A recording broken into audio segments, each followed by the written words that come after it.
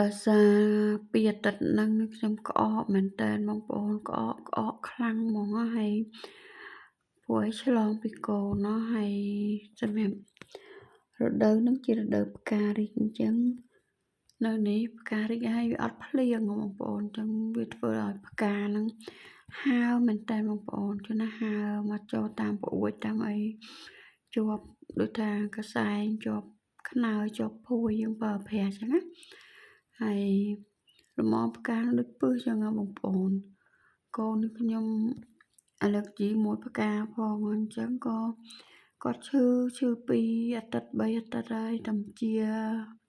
អត់តាន់ទៅរៀនទេបងប្អូនប្រហែលជាស្អែកអញ្ចឹងណាហើយកូនខ្ញុំក្អកក្តៅខ្លួន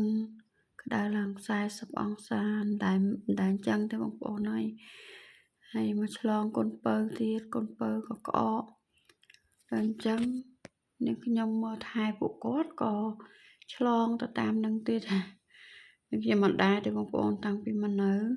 អត់ដែរក្អកអញ្ចឹងទេនេះក្អកឡើងចុកទ្រូងហ្មងហើយពិបាកដកដង្ហើមមែនទែនចឹងពេទ្យក៏គាត់ប្រាប់ឲ្យយើងបិទប្អួចបងប្អូនអើយនៅផ្ទះអត់ចេញទៅណាហើយបិទប្អួចចិត្តទៀតសម័យមិនចេញ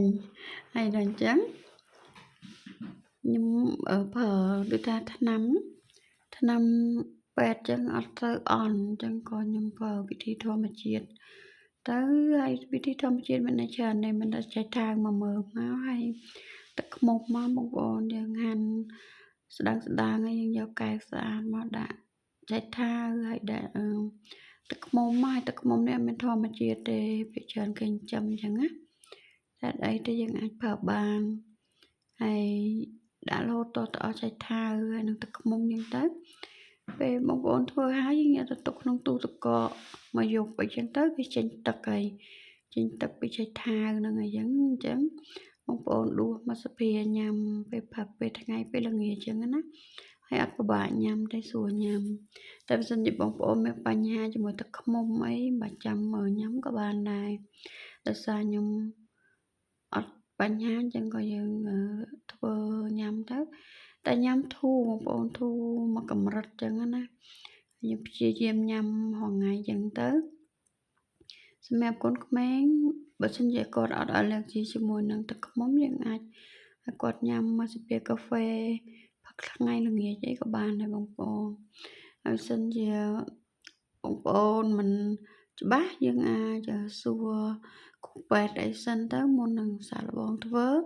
តែសម្រាប់ខ្ញុំធ្វើយ៉ាងអន់ធូរច្រើនអញ្ចឹងក៏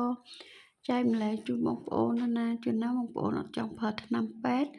ចង់ប្រើរបៀបបែបធម្មជាតិក៏អាចសាកល្បងបានហើយអញ្ចឹងទៅយើងទុកក្នុងទូទឹកកកបងប្អូនទុកក្រៅអញ្ចឹងអាចផ្អូមព្រោះឲ្យទឹកចេញពីឆៃថាវហើយវីដេអូមានតែប៉ុណ្្នឹងទេបងប្អូនបើគិតថាជាចំណេះដឹងល្អក៏ជួយ share